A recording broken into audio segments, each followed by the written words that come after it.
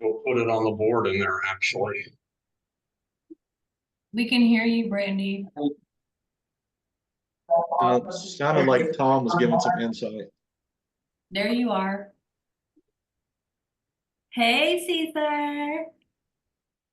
So, I just had a few topics to talk about and just wanted to know, starting out with, we are halfway through first quarter, February 13th, you know?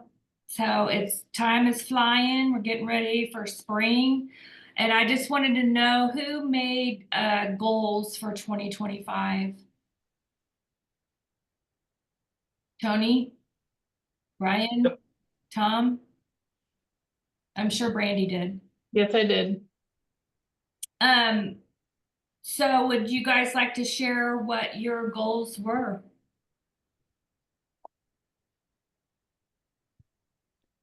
Shelby did. She's in the chat. Okay. I'm clicking on chat to see what Shelby said. Shelby said she did. Shelby, would you like to share with us what your goals are? So I do my vision board and then I make Excel spreadsheets and cut them out and put them on my board and then I can write on them as I go. So it is defeating at first because there's nothing on there. But in January, I made an appointment with Brandy, had my goals set to get 2 listings and 2 buyers, and I got 3 listings and 2 buyers. So I was super thankful for those phone calls because that was just work that I had put in beforehand, and I didn't know when those things were going to come to fruition. So that was a total blessing. And yeah, and then I texted Brandy my goals for February. I can't remember if we set a date to visit in February yet or not. I'll have to look at my calendar. But and then that way it holds me accountable to get in touch with Brandy, and it forces me to get stuff done because I don't want to waste Brandy's time and say, well, I didn't make anything happen. So that accountability partner is very much appreciated. So do you think you would have met your goal of 3 listings and 2 buyers had you not set those goals with Brandy?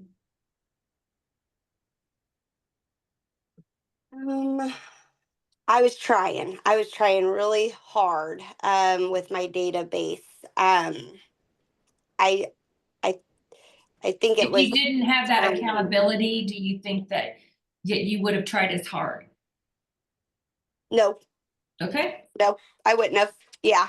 So I think that's yeah, the it put the pressure answer. on me. So, anybody else like to share what their goals were that they made for 2025? Or do you still need to do that? Is that something that's on your list to do, is to do your goals for 2025? I'll go. All So right, Paul. Josh and I have set goals kind of independently and together. Independently and together. Yeah, that makes sense. We have a total of 50 transactions. I want to do 30, 20 for him.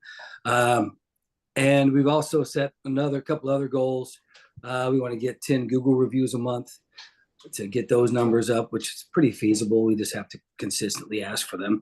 And then we have some other goals, which I don't remember. And that's part of the problem that our coach has been pushing us, that we need to make our goals visible where we see them every single day and they haunt us like Brandy apparently haunted Shelby. So we need in a good way, So we need to make them part of our daily routine. And that's something that I know Josh and I both need to do to really get the bigger impact of setting the goals.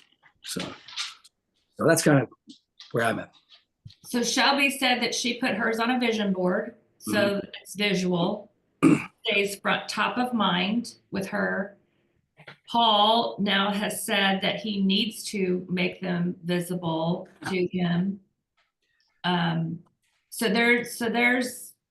So do you think you would be doing the things to reach these goals had you not made your goals? Talking to me? Yeah, Paul. Oh, Do you um, think that you would be doing the things if you didn't have goals that you were trying, if you didn't set goals, would you be doing the things? And I have to say, because I don't have my goals in front of me on a regular basis, I'm not doing the things. So, to be honest, so I need that reminder. And, Josh, I don't know if Josh is on here or not. We aren't the best accountability partners for one another because we're both very similar, both kind of easily distracted, ADHD, whatever you want to say. And that's something we need to work on. I watched about 8 episodes of Prison Break yesterday while I was snowed in at the house, guilty. I will make absolutely no money from watching Prison Break yesterday. So, but I am learning about Michael and his getting out of the prison in Panama. So, I've got to think about that. There's no GCI in TV, from what I can gather, and I need to remind myself of that. So that's. Yeah, it's easy to get down another rabbit hole, be distracted, and do stuff. I almost said something else that makes us no money and doesn't advance us towards our goals.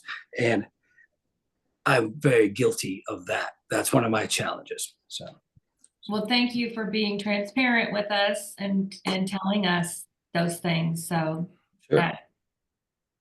That's what Mastermind's all about, that we're all in the same boat. We all have to make the goals. We have to put them in front of us every day and work on being better every day and doing the things. Anybody else want to talk about what goals they set for 2025 and who still wants to make goals for their 2025? Nanette, this is Tammy. I could go. So I met with Brandy and we did we went through the business planning meeting, the model that she kind of set up from the business planning meeting where you decide how much you want to make for the year and then figure out how many listings you need. Also, how many you need to go attend because you don't get all of them. So I ended up with I need 10 listings. So that's my goal for the year. And I've been working on my top 40. It's kind of amazing when you have that list and then you start watching on Facebook and stuff, you can pick up things about these people all the time and start communicating with them about it. So. Is that what you've been doing? That's what I've been doing. Is using Facebook as a platform to get your goals, meet your goals? Well, to at least find out what's going on in their lives so I can talk to them, with the Ford family opportunity. I think it's dreams. Very good. Yeah. So. Very good, Tammy. Good job. First of all, making a goal, making an appointment with Brandy, and then moving forward with it. Hey, Nanette, I was just going to add something to that. It's there's been universities that have studied goals and things, and there's all kinds of things written out there about them and obtaining them. But the main thing is they have to be written, they have to be visible, and we have to have them in front of us. It's no different than somebody who's had really good success on like a workout regimen, or we'll just say a diet. No one in the history of losing weight has probably ever done it at a high level if they weren't checking their weight regularly. In fact, once they get momentum, they can't wait to get their butts on the scale. It's funny how that works, isn't it? Goals work exactly the same way. Once you start to get some momentum, it's real easy to look at those goals and check in on them, and you start to get a little bit pumped and a little bit excited. If you're not making progress, the last thing you want to do is see those things in front of your face or on your board in your office or something like that. So much like dieting, it's like once you get that momentum, you can't wait to get on the scale in the morning. So we've got to if the goals mean something to us, then we have to also ask ourselves, what happens if I don't hit those, and am I okay with that? Have I been okay with that in the past? For most of us, the answer is yes. But if I'm not okay with that, what's going to change? What am I going to do differently this time? And I love what who was it that was just talking? I'm sorry, Tammy. Tammy was just talking. That's perfect. Now she at least has a system in place to begin to engage her top 40 people. And social media to me is a great, great tool because without even talking to them, we know what's going on. And that's a great starter to conversations and higher level communication. To add on what Lonnie just said, tracking the weight is the lagging indicator. You got to track the activity too, whether it's making the phone calls or what you're eating. You got to track that too. So I think that's important as well. Great point. Because just because we're making the calls and we finally get the systems in place to lead generate, doesn't mean the listings and buyers just show up overnight, right? Just what you said. But if we do those activities, we have to believe in the outcome. Great point, Paul. Tom, are you sleeping? Or is he frozen? He kind of looks dead. He could be meditating. He must be frozen. His screen must be I frozen. have been afraid to engage because I can tell We can't hear you. Should we check on I'm Tom? frozen. So you guys all look as funny as I do. Well, we heard half of what you said, Tom, but if you wanted to chime in, please do. John, it's really good to see you, buddy. You're looking good after the weekend that you had. So welcome to Sold Mastermind. Yeah, thanks, Nanette. I want to just thank all of you guys for reaching out. And yeah, it was kind of weird. I haven't been in a hospital in 23 years, other than my kids being born. So I was very, it really hit me, man. I just woke up at 3:30 on Sunday morning and 4 o'clock, and I was chilled to the bone and shaking uncontrollably. And I just woke my daughter up, who's in a nursing program, and I said, "Hey, you need to drive me to the ER." And I got there and they were like, "Yeah, your appendix is bursting, man. We need to get you in." So I'm just glad we caught it and slowed me down a little bit for the last 5 days. But man, I'm really thankful for all you guys and the hug and all the texts, and you guys are great. I'm just thankful to be here, man. Good. Appreciate We're everyone. glad you're getting better every day. Okay, so I'll share with you my goals. Before I came to KW, I thought goals were silliness. And then Lonnie changed my mind. He actually pushed me,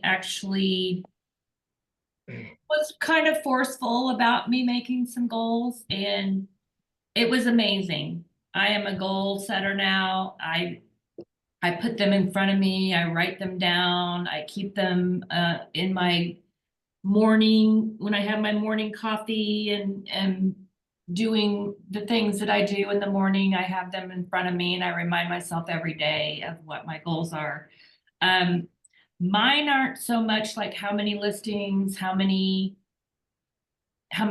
more money I want to make. Mine are more relationship driven. Because that's how I'm going to grow my business, is by making new relationships as well as cultivating my top 40 that I have now. So I'm looking for business partners. That's on my goal of once a week, developing a relationship with someone else that owns a business and having the conversation with them. I would like to promote your business. I would like to like it, share it, ask people to use you, but on the same time, I want to be reciprocated. I don't want this to be a one-way relationship, which I have found myself in many times. And I know that you know lots of real estate agents, and you can do that for them too. I don't expect to be the only real estate agent that you share your information with. But if I am going to promote somebody's business, I am going to have the conversation with them. And I've had it with a couple of people and they're like, "Oh my gosh, I've never even thought about that." So if you ask, they will do it. And so my goal is to make one of those a week. And then a new relationship, meet someone new and have them in my life. So meeting new people, which I have joined a chamber. I'm meeting new people that way. I go to a new church now, so I'm constantly meeting new people at church. Just different, wherever I go, I want to meet new people. And I have that one person a week that I want new in my life, that I'm starting to build a relationship with. that I like them, they like me, we hit it off, let's do coffee. I also do have a weight loss goal this year and hope I'm going to make it. And that is, I have a certain amount that I want to lose every week. So I do weigh myself every day, and I do have an app that I put down what goes in my mouth, and I get to see that every day too. Getting up at 5 a.m. and going to the gym. So I had that. I was very diligent about that before my meniscus went out in my knee last fall. And I'm telling you, I'm struggling with getting back into doing that. My knee's better now. I can get on the elliptical. I can go to the gym. It's not hurting a thing. But I'm really struggling with getting up at 5 a.m. and going to the gym again, especially when it's below 0 outside. And that's really not an excuse for me because I have an elliptical at home. I have weights at home. I have a Pilates video that I like to do. So I can do it at home. I don't even have to go outside. Still struggling with getting up. So I'm still working on that. It's happening like 3 days a week instead of 5 days a week. Drinking more water every day is my goal. It's on my list. I do have my list and I put it in front of me every morning. So it's fine. Anybody else? Can you hear me now? We can hear you now, Tom, and we can see you and you're not sleeping. Awesome. Good. Hey, so you made me think of a couple of things there, Nanette. And one was when Gary Chupik is in town and he was giving his little story about how it was snowing outside and he was at home and the gym was just down the street and he asked himself, who do I want to be? Right. So that reminds me of always whenever I want to skip the gym or avoid something that's not in my comfort zone. The question is, who do I want to be? The second thing about you're talking about getting out there and meeting people with different businesses and things. And one of the things that I've started doing, and it wasn't my idea, somebody kind of brought it up to me, is I met with somebody and they said, hey, when we're done here, let's give each other Google reviews, right? So that's a great way to step up your Google review interaction by when you're meeting with somebody else. Like I met with another professional in the senior industry. We had lunch. We had a great lunch. We both really brought value to each other. And at the end of it, we gave each other reviews. So now, and I've been trying to do that more and more often. And it seems to be a very good reciprocal way of supporting each other.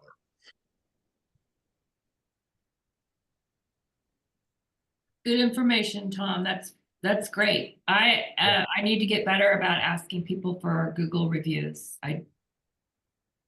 That's something that's on my list. I need to put that on my my list that I look at every morning. I need to add that to it. Ask somebody for a Google review.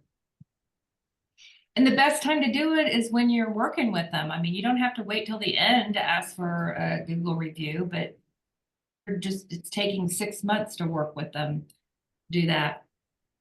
All right. Hey, something about that, Nanette, that we learned in Bold is you can ask people for reviews that maybe you've never even worked with yet. If somebody knows who you are and your character and what a kind person you are, a good listener, they can leave you a review as well. It doesn't have to just be past clients and past, people that we've worked with. We can give each other Google reviews. It's in that we did that in the Bold Room this last time. We we just kind of all shared our Google page and we all left each other reviews. And so that's something we can do too. So if Paul wants to get 10 a week, I think you said, then you need to reach out beyond just past clients. You can even reach out to people that can give you kind of a character reference or speak to the person that you are too. That's a great one, Brandy. And, for a lot of us, as we start these businesses, we don't have that list of customers that we've closed business with.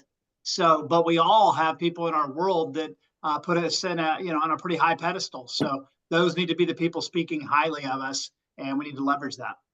Absolutely. And if we have business owners who are not in real estate too, You know, if you trust them, they've done good work for you, say, hey, I want to give you a great review. Can you give me one? And, you know, if they don't know what to say, because maybe they haven't worked with you, give them some tips. It's really good to say like what city you work in. And your last name is important to include if possible. So things like that can be helpful with those too. So Tony, I saw that you raised your hand that you made goals. Do you want to share them? My goals are fairly simple. I try to help whoever God sends my way. I don't do a massive amount of advertising. I'm retired. I've driven a semi for 32 years. I just want to help the people that need my help. And that's what I work with. And last year I prayed about and wanted 10 transactions, and I had 11. And I was telling John about that one day, and John said, I said, well, so this year I'm going to go for 11. He said, well, why not 12? Okay, then I guess I'll go for 12. So my goal was pretty much 12 this year. I've closed 2 houses so far. I've got another one closing on the end of the month, and then another one. That land we talked about, Lonnie, closes March 17th. Fantastic. Wow. Again, I've got nothing after that. I'm That's 4. just talking to whoever wants to talk real estate, and we'll see what happens. So I don't know. Got a lot First going quarter. on outside of that. Got a lot of church stuff also outside of Awesome that. job, Tony. So staying pretty active that way. Great job. We're And also you're on on the the Hair 40th. State. We also did the 40th anniversary cruise last month. Mhm. We're also going to do Chiefs again this year. And again, I got 9 grandkids, birthdays out the wazoo, all that kind of stuff. So I've got 6 of them staying all night Saturday night. So Yay, you. it's fun stuff. Real estate's fun. It is. It is. It sure can be, can it, Tony? Yes, it can. And you know what? You're a great example of just, getting out of this business what you want out of this business. We all have different goals. We all have a different place we want to be. We all want to do things differently. Instead of just, carbon copy here, I need to be like this person. Find out what you want out of this thing and get what you want. Go extract out of this business whatever's going to make you happy. Tony's maybe as good of example as anybody on this call that's done that at a very high level. And, to give you credit also, Tony, the way you go about it, the culture, the way you run your life and the culture is exactly what we would love to have every person in the market center do. So that'll never happen. And we know that people are people. But thank you for just being a standard for our business. Well, I appreciate that. But it's also the market center. We got a great bunch of people surrounding us and a great resource just tapping into. So it's been a blast. I don't see me going anywhere unless, God changes things. So. Well, if he does, we need about a 3-year notice.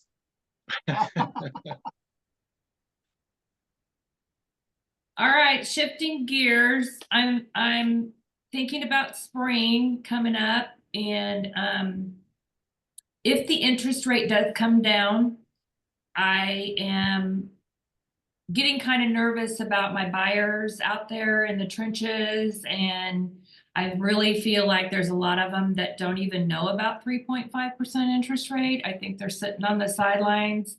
I think there's low inventory, and when spring hits and interest rates, if they go down at that time, I want to have my tools in my pocket. So I want to be ready. The information that we got from Todd about people that are contingent. I have a contingent buyer right now. And I need to have the conversation about he needs to be here by May. He's accepted a position at a church here in town. And but he's got this house to sell in Tennessee. So I was just talking to Todd and like what tools can I put in my pocket in this situation? Fairway does do bridge loans. If anybody needs a short rundown on bridge loans, then we can give if you don't know what that is, please let us know and we'll explain it to you. He does the construction loan where an FHA, I don't remember the numbers that are to it, but if you have enough money, 203, 203K. 203 or conventional, it could be a conventional loan, a VA loan, where if the home would appraise for the amount of money that you're going to put into it by doing the construction part of it, they will loan you the money and loan you the money to fix it up. So I've got that in my pocket, as well as the first-time home buyer situation and things like that. So I just want to be ready. What are your guys' strategies that you're planning on using in the spring market? Ryan? I'll jump in on this. You know what? I very rarely like invent anything. That's just not me. I'm not going to do that. But what I am going to do is watch others that have gone before me, and I'm going to watch what they have done that has been successful, and I'm just going to emulate that. And so what I plan on doing, as soon as actually when this meeting is over, I'm shooting another video, and we're going to reiterate what we talked about at our team meeting on Tuesday. What's the cost of waiting? And we know that we're never going to see 3% interest rates again, like in our lifetime. It could happen, but it probably won't. And because of that, I'm going to go over that very thing. I've challenged Alex to master this conversation of what the cost of waiting will look like. And if interest rates do drop by a full point or even a point and a quarter, what does that even look like as far as competition for an entry-level buyer? They're going to get in a super high level competition, bidding wars. How much capital do they have? Do they have family that can help them with that? Probably not. So there's these things that's going to cost them. They could get knocked out of this market unintentionally because they wanted to wait for these lower rates, and it may push them down the road for another couple of years, costing them $30,000-$40,000 by waiting and staying as a renter. So I'm gonna stay with that piece right there as we're talking to our young buyers and our first time home buyers, what that looks like. And then we're working with strategies of getting our contingent buyers, getting their homes under contract, working the best scenario to get a longer closing period to give us a runway for them to be only contingent on closing, so that they can be successful when they do make that offer. They can get in there and get the house that they truly want versus settling for what's just available that week because they got to get under contract right then.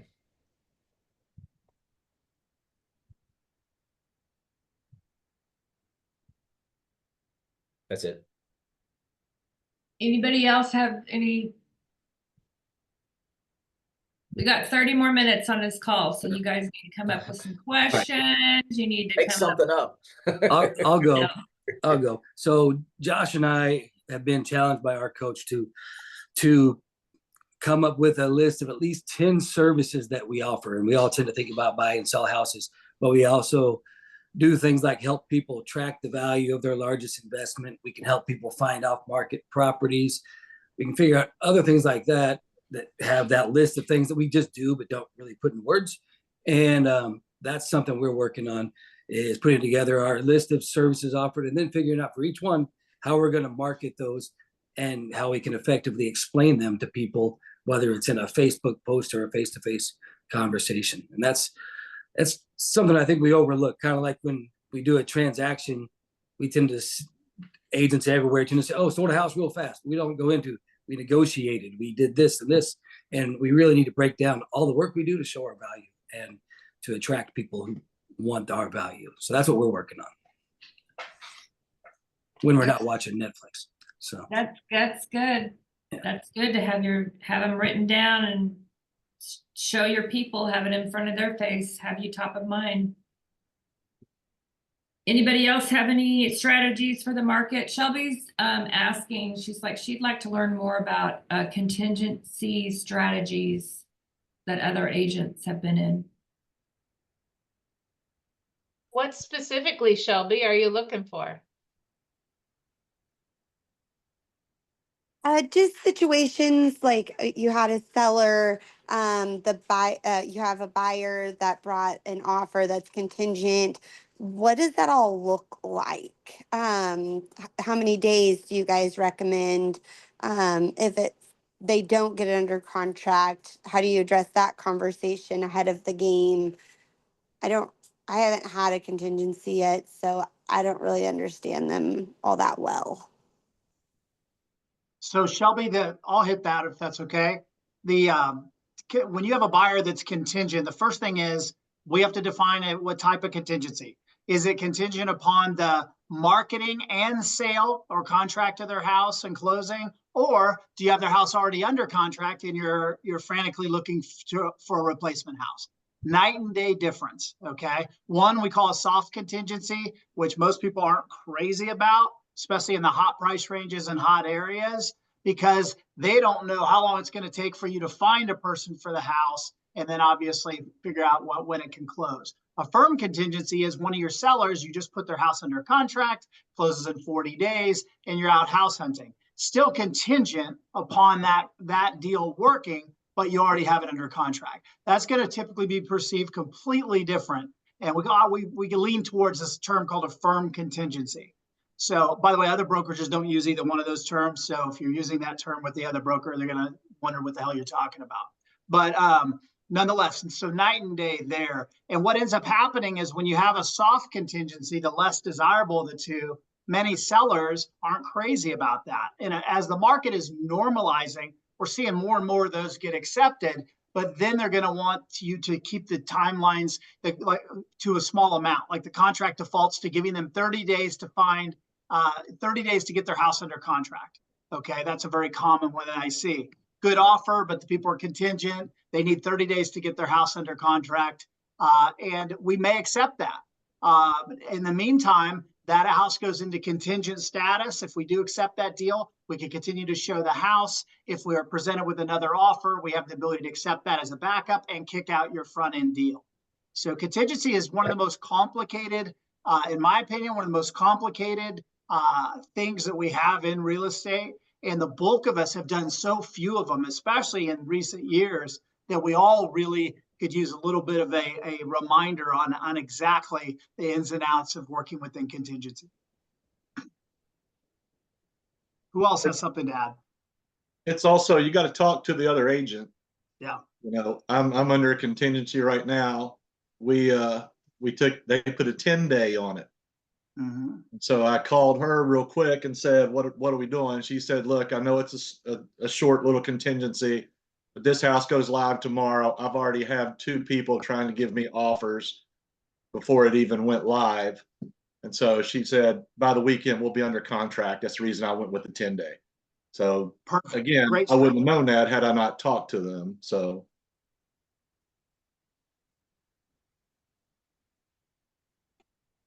Yeah, I'll jump in on that. We've had quite a few contingent situations lately, and like Lonnie said, you can pretty much create them however you want or accept them however you want. But I think to to Tony's point, our success has only come through having the co-op agent on the other side that's willing to work with you.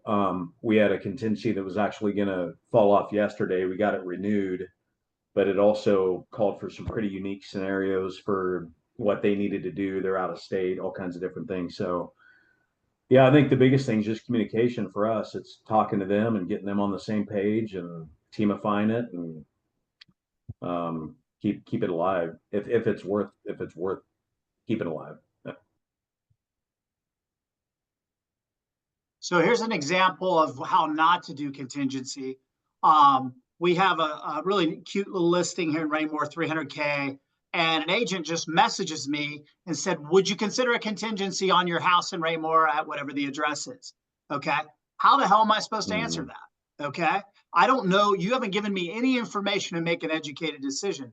Now, if I could go carte blanche, nope. Okay. That's probably not a good idea either. So I said, well, tell me more. It turns out knucklehead, his contingent only upon a closing, and the house closes next Wednesday. Okay, so for all practical purposes, as people, by the time we even get through inspections, their house will already be closed. The contingency will be relieved. You guys get that? Mm-hmm. So how dumb was it to send a message going, would you consider a contingency on this property? Right? How about more information, especially in his case, where he had what we would call a firm contingency that's really just on autopilot to the closing date next week. People that aren't trained in this business, I have no idea what they do not know. Yeah, that's a great point. I think too, Lonnie. I mean, there's a million different hypotheticals, right? So if they're not given the information, it's hard to even continue that conversation. Yeah, I mean, it absolutely is. Does everyone know what a bridge loan is when you're talking about contingencies? If you can talk to your clients about, hey, could you possibly afford, do you have enough home equity into your home that you're selling that will sustain you to purchase another home without, and then you wouldn't have to be contingent. Does everyone know what a bridge loan is? And it's also known as a HELOC, home equity loan. Everybody know what that is? If you don't, please say. It is just simply monies provided by a bank, secured by your primary house off its equity to allow you to facilitate your purchase. It bridges transaction A with transaction B. Typically, it's interim money. It's typically not there for a long period of time, that sort of thing. And there's a gazillion different ways you can bridge your equity from one house to another. Put them in front of the banker, put them in front of the loan officer, and let them go through their options. But what we need to at least know is they have a $400,000 house in Raymore that they owe 100 on. That's a ton of equity. So we know there is a way to bridge that to get us into the next transaction. We just have to be able to put the right people around the table to have that discussion. So we have to do that discovery and not just wonder if they have equity in their house. We have to ask those questions. Lonnie, I love that point exactly there, because it gives people options. Because sometimes you get to a certain age and convenience is really important to you, and something being more convenient, I'm willing to spend an extra point on to make it happen, so I don't have to make 2 moves if I don't need to. Versus I'm young, ambitious, lots of energy. You know what? I'll park it at my friend's house for 2 or 3 weeks until I can get into my next property if I have to, and just grit it out and move all my stuff twice. I'm okay with doing that. So there's variables there, but you just got to find out and ask the right questions. But I love being able to have that conversation and see what path works best for them. Doesn't matter what it is. Let's see how we can get them on the path for success for whatever it is they want. It's up to them. I think I bought my last 3 homes that way. So and it really comes down to the main thing is can I stomach 2 house payments for a short period of time if need be, right? But then also I got to remember that in each time I've done it, I've never had to make 2 house payments, because first of all, when my loan is now I get to skip a payment. And by the time I get all of that done, I've been able to make it work. But it all does come down to the equity in the house. But again, like I usually ask people, yes, you can. What are you willing to stomach a couple house payments, 2 house payments at a time for a short period of time if need be? So that's a tool that I try and use. I would rather have that conversation and know that ahead of time than go into a lot of these offers being a contingent buyer. So that's something that I learned about from Lonnie. I didn't really know about it, that was an option.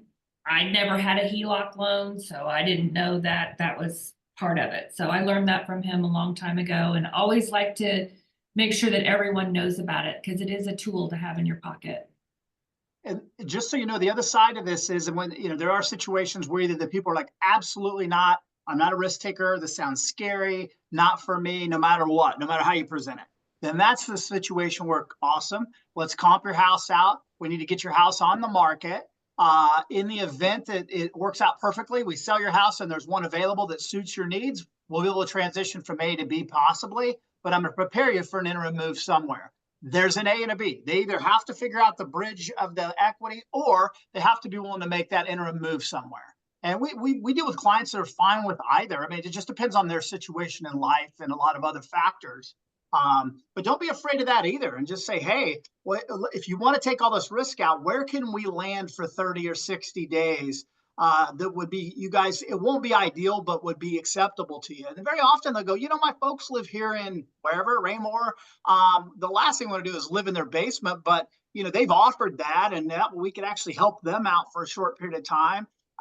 And boom, you just solved your own problem. It's like, well, let's go about this that way. We know that if we need an interim place, I would rather you guys land in mom and dad's basement for 45 to 60 days until the perfect house is there than for us to be rushed into a decision and settle on something. Wouldn't you?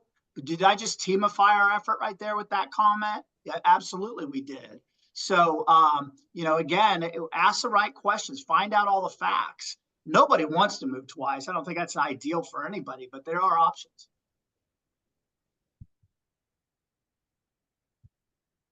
So is anybody else in situations that they need help with or have questions about or are looking for some information or answers? This is Tammy. I have a question.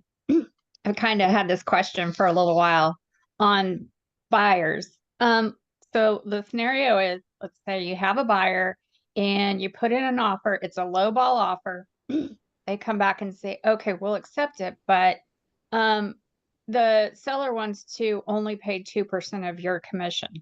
So in one of our calls, Lonnie had said, I tell them that my, you know, buyer is not willing to pay the additional commission or something along those lines. And then my thought was, don't you have to present every offer, you know, to your buyer and let them know that, yeah, they'll take your offer, but they're only going to pay 2% of the commission? Or is it that you have that conversation up front with the buyer so that you don't have to present it back to them and you can go to the seller and say, that's not acceptable. They want that full amount paid by the seller. Does that make sense? That's a great question, Tammy. And that's coming up. And that seems like that's come up a lot here in the last 90 days. So first of all, when you have the buyer consult, that's the time to have the initial approach to that and say, hey, here's how we work. Here's how the MLS used to work. I would show you houses that said right in the MLS what we make, and more often than not, it said 3.0, but not always. And then we would go out and we knew how everything was going to work. In today's world, they've decoupled that. It very often still works the same, but we have to go about it a little differently. And they'll go, well, Tammy, what's that mean? Here's what it means. The seller has an agreed upon commission they're paying the listing agent. And most of the time, they've also had a conversation as to what they expect to have to pay a buyer's agent. But my buyer agency will simply say that we receive 3% to make the sale with you. Therefore, what I'll do is in all your offers, I will make it very clear this is something that needs to be paid by the seller on our offers. No different than if that buyer had to have $4,000 or $5,000 in closing costs, because they're just not going to pay the closing costs themselves, or in many cases don't have the money to do so. So just explain to them, this is how we'll go about this. If they counter that in any way, closing costs that you had to have, commission that you have to have, we will counter that right back. So, but I do think we can help ourselves by setting the tone with the agent. And I'm going to put the houses that maybe are day one on the market off to the side for just a second. But everything else is just simply go about it and say, hey, I think this, you know, there's likely you're going to get an offer from us. This particular buyer, just so it's clear, they're going to need the commission paid by the seller. Our commission is 3%. So as we embark down this journey, just know that's a given, as it would be if you were also having to say this buyer cannot buy your house or any other without $4,000 in closing costs. So then Jenny on the other end, at least in her notes, she's making, okay, the seller has to be prepared to pay 3%. The seller must pay and they'll counter you more often than not with those terms in there at whatever price. Not always, but more often than not. Make an offer on my listing and I guarantee you we'll leave it in there. Well, thank you. I've been in that situation and I felt I had to tell them the offer, but I didn't, you know, settle the conversation well enough in the beginning. So now I know I need to have that full conversation. So when it does happen, I can go ahead and say that's not acceptable and go from there. Yeah. Because you have already discussed it at the time of the buyer consultation that, hey, I don't expect this will happen, but if it does, just like any other terms of the contract, all these terms now, when we talk about price, closing date, agent compensation, all these things are negotiable, kind of always have been, but at the end of the day, they really are now. We just have to hold our ground on the things that are mandatory. If your buyer wants to pay that difference, that's fine, but our job is to negotiate the house at a price where we're meeting the agenda that we set out to accomplish. No different than if this buyer is a great VA buyer, but without 4,000 in closing, they can't buy a house. We've all dealt with that veteran before, by the way. Okay. Great buyers, love VA deals, but I cannot sell them a house without having that covered. And then you just start off with that in any transaction. And sometimes that causes us to maybe bid a little above the list. Who knows? The situations are all different, but just have that mindset and have that conversation. I love it when agents bring that right to me and just go, hey, here's kind of what I got, Lon. These people, they're great. Things didn't work out in the state they just left. They kind of got beat up on their household, so they're low on cash. They're going to have some closing costs help in this thing. So when we're hitting you with that, just know that's why they're strong buyers. They're having that conversation with me. So then when I see it, it makes sense to me. Hope that helps a little. And Tammy, to add to that, in our consult, it sounds kind of like this: 95% of the time when we're making an offer on your behalf, obviously we're going to include the commission structure in there. It's accepted by the seller. They understand what it's going to cost to get the house sold. But in the event that they're not willing to compensate us at the full 3%, when they do counter back to us, we're going to let you know exactly what's going on, but need to be prepared in the event that they're not willing to, or we can't get them to pay a full commission. We would ask for the remainder of that. However, if they're not, like Lonnie said, if they're not day one on market, they're going to be ready to play ball. So if we get into this hotter spring market, this is a conversation you guys are going to have to master in the buyer consult so they know what the flow is going to look like before they get into the game. Once they're in the game, they'll be able to make those decisions and be like, okay, let's do this, or you know what, that house isn't worth it, let's go on to the next one, type of thing. So again, master that conversation right in the first hour on that consult.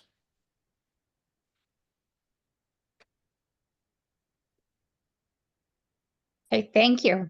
Thank you both. Kind of on that note, I think it's also important when you're listing a house to tell those sellers that you might see different kinds of things regarding the commissions and the closing costs, and tell them that, hey, this is just part of an offer. It's not doesn't make someone bad because they're asking for help with this or that. Just convey that could happen, and it's not an unusual thing. It's just a little different now than it used to be or something. But yeah, that net sheet can be so helpful for that, Paul, just like you pointed out, because it's going to show your commission on one line, and then down in the lower part of the net sheet for a seller, it talks about potential expenses, I think is the term they use for that bottom piece. And that's where it has a line for seller paid closing costs. It has a line for a home warranty. It has a line for potential repairs. And the most important line to me is the line I put in there, and I put 2.5% to 3% and an asterisk and whatever those numbers are. And I said, this is what I'm expecting to see on an offer on your house. So when we see something asking for 3% paid to the buyer's agent, they already have it factored into their mind, and that's an expectation. But we've also had the discussion regarding, hey, somebody might be low on cash and ask for closing costs. They may ask for a home warranty, repairs. We won't know until we get to the inspection piece of it. So we've touched on all of those things at the time of seller consultation. Makes it much easier when you're presenting that first offer, when you've touched on those items. And Lonnie, also, I've found, like, looking at what we've done on our team, I feel like our when we're the buyer agent side of this, I feel like we're holding our chin up a little bit more on the 3% commission. That's what we charge, is 3%. You guys charge whatever you want, but we have been able to hold our chin up a little bit better on that 3% just because of the conversation we're having with the client, and then the conversation we're having with the listing agent. We're securing that a little better than before when it wasn't negotiable, and now it is. So okay, now it is, and we're going to get that 3%. Shelby's example she shared with us last week, she even showed me the exchange she had with the agent. It was like hard no, not paying your commission, not paying closing costs. By the time she got done with them, she got both. Okay. Now she had to go dig up the septic tank, but that's a whole different thing. But nonetheless, she first of all was at training where we talked about it, and she immediately engaged them. And I think she said she engaged the agent much like she does her husband, which I thought was kind of interesting. But nonetheless, she got her way. So there you go. Yay, Shelby. Does anybody, Yeah, I have a quick one, Nanette, that I'll just bring up because it's the first time I've had to deal with it, and if you haven't, you're probably going to. So I had a house we put on the market. We were really high on price, but I did get it. We got an offer pretty close to what we were asking. But I also know that when they did inspections, that they were going to probably beat us up, and they did. And so we ended up going under contract at a price, and then instead of making repairs and inspections, reducing the price $20,000, right? So the contract, the way we have things now, does not address that when it comes to changing commission. So right now I go from 260 to 240. The original offer at 260 had the buyer's agent commission at 3%, or what that number was.